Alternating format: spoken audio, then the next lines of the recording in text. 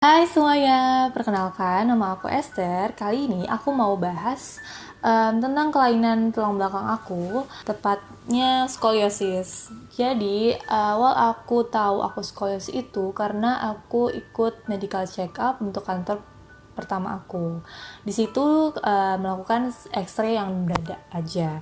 Dan di situ aku lihat hasilnya bahwa aku di situ skoliosis. Nah, aku kasih tahu kan ke mama aku. Akhirnya mama dan aku memutuskan untuk melakukan CT scan di rumah sakit spesialis tulang belakang di Bandung. Dan hasilnya di situ aku skoliosis 45 derajat. Pas lagi tes CT scan itu kan disuruh bending ke kiri dan bending ke kanan ya. Di situ aku ngerasain yang namanya sakit, nauzubillah kayak digebukin ya. Itu sakit banget. Tapi aku konsultasi sama dokter. Di situ dokter bilang kalau di umur aku yang 22 itu bisa makin parah miringnya, dan lebih parahnya lagi nanti pas aku hamil aku bisa merasakan sakit banget yang berlebihan, nyeri-nyeri mengganggu proses kehamilan gitu. Nah, dokter menyarankan untuk operasi pada saat itu, tapi karena aku kebetulan waktu itu ditunjukin CT scan-nya hasil operasi dari pasien dokter itu juga, anak kecil yang skoliosis dan udah operasi. Dan aku lihat di situ ada titanium skrup-skrup gitu di dalam tubuh tulang belakangnya. Aku mikir, oh nanti aku kayak gitu kalau operasi. Nah di situ takut dong, bayangin di badan kita dibelek terus dimasukin skrup gitu. Aku waktu itu belum berani karena belum sadar juga kalau betapa pentingnya yang namanya kesadaran akan yang namanya skoliosis ini. Dan setelah CT scan aku kembali ke aktivitas aku seperti biasa. Aku ngantor. Di situ aku mulai merasakan yang namanya nyeri dan pegel punggung sampai ke daerah lutut dari punggung belakang. Nah, aku ngikutin saran dokter untuk melakukan exercise, berdiri, berjalan sekitar kantor untuk mengurangi rasa nyeri. Sedikit efektif tapi nggak begitu banyak. Lebih efektifnya adalah aku pulang dan aku rebahan. Itu lebih bisa menghilangkan rasa sakit itu. Cuman kan jadi nggak efektif ya.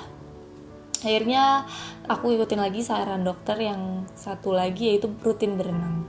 Nah di situ aku berenang tiap pagi. Itu lebih efektif dan menghilangin rasa nyeri untuk berkepanjangan. Jadi aku sempat nggak ngerasain sama sekali nyeri sampai beberapa bulan ya, sampai akhirnya sempat aku ikut kan aku ke kantor juga naik transportasi umum. Nah itu aku ngerasain nyeri banget karena tahu dong yang namanya KRL. Itu aku pernah suatu ketika aku berdiri di depan pintu dekat KRL, udah karena saking penuhnya keretanya itu aku berdiri dan aku digencet gitu. Jadi badan aku dan ini badan orang lain ngegencet aku. Di situ aku sesak nafas dan aku kapok.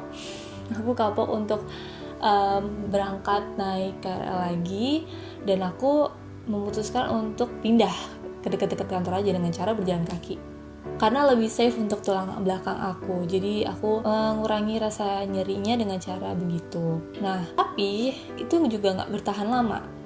Tetap aja baru-baru tahun 2019 itu aku mulai rasain nyeri lagi, apalagi kalau lagi dapat ya, itu nyeri banget. Itu benar-benar nyeri sampai yang mengganggu aktivitas. Bahkan saking nyerinya aku bisa sambil jalan tuh kayak berasa ada rasa ketusuk jarum gitu. Nah aku memutuskan untuk CT scan lagi. CT scan pada awal tahun 2020 Januari kemarin. Tapi aku baru sempat ngambil hasil CT scan-nya di bulan Juni ini karena kepotonglah aktivitas dan pandemi ini. Baru sempat. Setelah aku ambil, keluarlah hasilnya kalau aku tuh 47 derajat. Di situ aku mikir, oh bertambah nih, berarti dari tahun 2016 sampai 2020 jadi tambah 3 derajat. Aku mulailah research dan aku mendapatkan info bahwa skoliosis itu progresif. Skoliosis itu akan seumur hidup ada di badan aku. Dan skoliosis itu akan bertambahnya seiring dengan bertambah umur. Jadi skoliosis itu ada levelnya ringan, sedang, dan berat. Aku termasuk yang sudah berat karena sudah di atas 40 derajat. Dan kalau untuk yang harus dioperasi itu adalah skoliosis yang di atas 50 derajat. Kecuali kalau anak kecil dan skoliosisnya udah 20 derajat, itu kan pasti akan tambah terus kan. Nah, itu udah wajib harus dioperasi sih. Dan aku nggak pakai brace. Jadi puji Tuhannya, miracle-nya adalah aku tidak bertambah sebanyak yang di info. Karena kan dalam setahun itu skoliosis sesungguhnya bisa tambah 1-2 derajat. Aku hanya 3 derajat dalam 4 tahun. Jadi selainnya aku akan memutuskan untuk yang namanya pilates.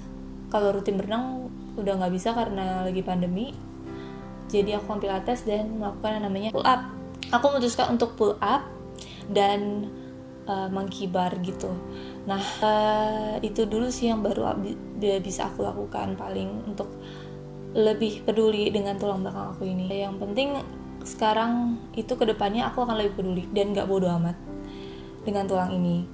Karena dengan kita bodo amat, justru itu kan akan memperparah sendiri dan efeknya itu akan memperparah di saat nanti semakin berumur. Jadi aku sadar kalau skoliosis itu perlu diperhatikan dan kalau skoliosis juga perlu di treatment.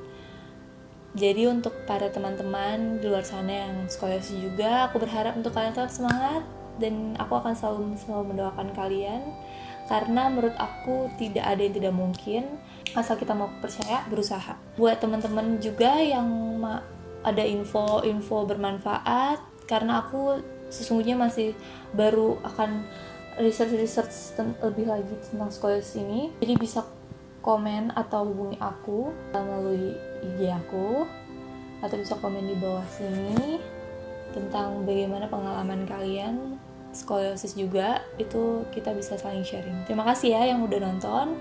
Jangan lupa di subscribe, like, dan komen. Peace out.